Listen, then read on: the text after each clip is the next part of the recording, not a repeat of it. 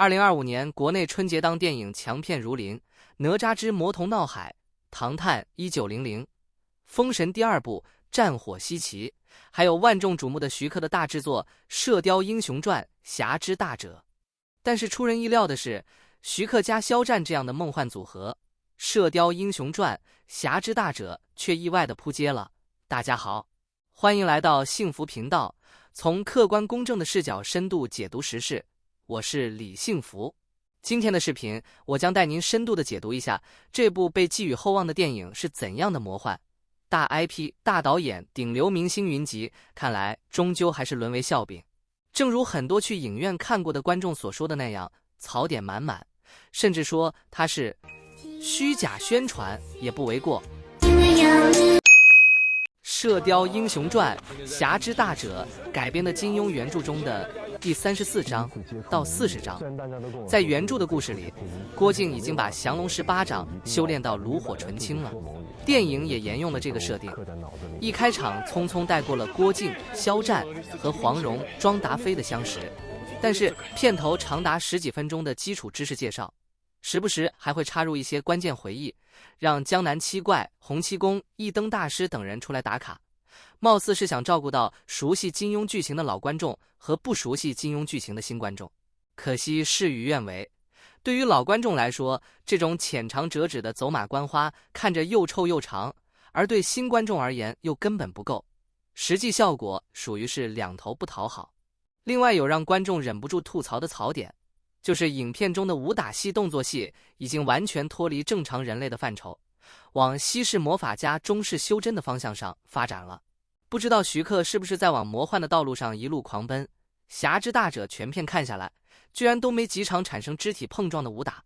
够分量的打斗戏几乎全在自身巨气隔空发波。拿根魔杖，那就是魔法师念咒语对轰，或者你说这是炼气期修仙者在斗法，我会觉得更合理。影片剩下值得称道的，大概只有深入草原的实景拍摄，以及大量力求贴近真实的蒙语对白了。但后者带来的体验也不都是好的。考虑到大多数人对蒙语很陌生，加上其发音吐字偏长，看久了更像是一门听起来很累的外语，原本蒙语带来的新鲜感和沉浸感难免会打折扣。而且部分情节的改编与原著人设严重不符，成吉思汗被塑造成以杀戮为乐的形象，与原著中那个复杂多面的人物大相径庭。郭靖原本笨嘴拙舌，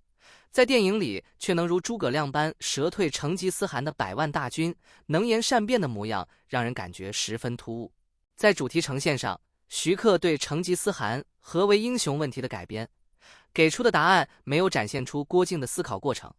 强行皆大欢喜的结局让侠之大者这一深刻主题的表达显得生硬又牵强。有观众吐槽，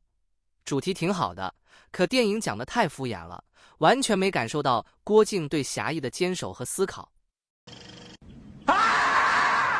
关键情节像郭靖黄蓉的感情发展，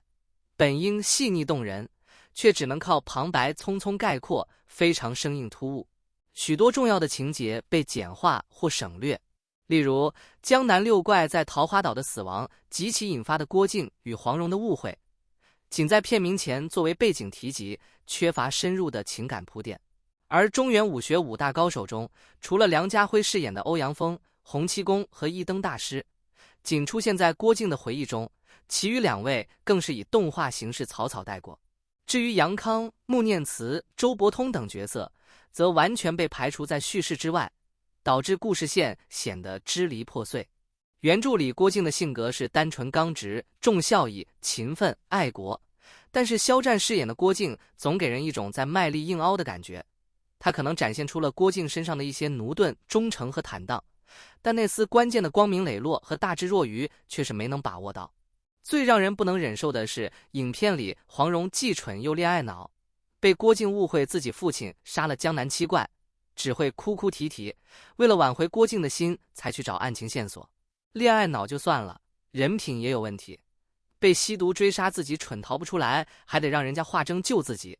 被华筝救了好吃好喝，招待着收了人家的礼物都没说，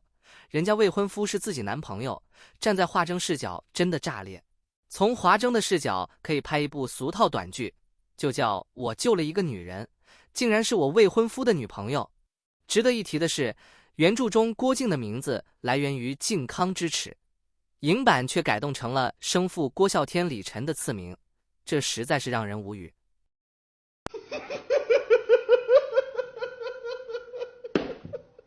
在市场与观众预期方面，片方启用流量明星主演，虽在前期预售时吸引了不少关注，但是肖战的表演遭到大多数观众的吐槽。肖战饰演的郭靖形象过于秀气精明，全然没有原著中郭靖的那股憨劲。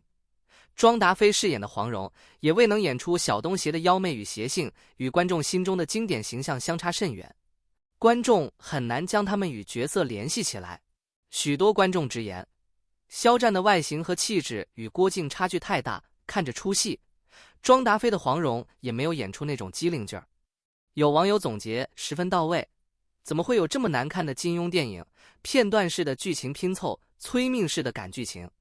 开篇10分钟就发现是个大烂片了。万万没想到，金庸的作品也会有因为文本不合格想打差评的一天。除此外，选角也十分失败，郭靖不像郭靖，黄蓉不像黄蓉，感情线非常尬。作为20多年的金庸粉丝，真的想报警。剧情完全一团糟，甚至连动作戏都是流水线5毛特效产品。徐克这到底是怎么了？想必大家都很熟悉郭靖在《神雕侠侣》中说的“侠之大者，为国为民”，这可是郭靖守了半辈子襄阳城后的感悟。可是到了徐克的影片里，郭靖还没来得及去守襄阳城，电影就结束了。你这所谓的侠之大者到底在哪里？导演，你想整点心灵鸡汤，咱也没意见，关键是你要用行动表现出来啊！如果剧情的重点放在郭靖守襄阳城，那确实没问题。可是影片中，蒙古大汉刚要进攻襄阳，就被郭靖一张嘴给说退兵了。真正的两军交战，连个影子都没有。郭靖侠之大者的形象根本就没立起来，好吗？全片看下来，就类似一个特大号的5分钟带你看武侠片的抖音快手短视频，文案更像 AI 生成，视觉毫无胶片感，更接近二流网游，特技效果则山寨感拉满。那个曾经雕琢出无比灵动之新龙门客栈的徐克，是被人盗号了吗？好好的金庸武侠巨作，还是让观众留住美好的记忆吧。徐克，放过金庸吧。好啦，小伙伴们，今天的视频就到这里，希望大家喜欢。记得订阅我的频道，并分享您的看法。我们下期再见。2025工作能文能武，你的2025下班路上不堵，你的2025好事数不胜数。2025江湖见。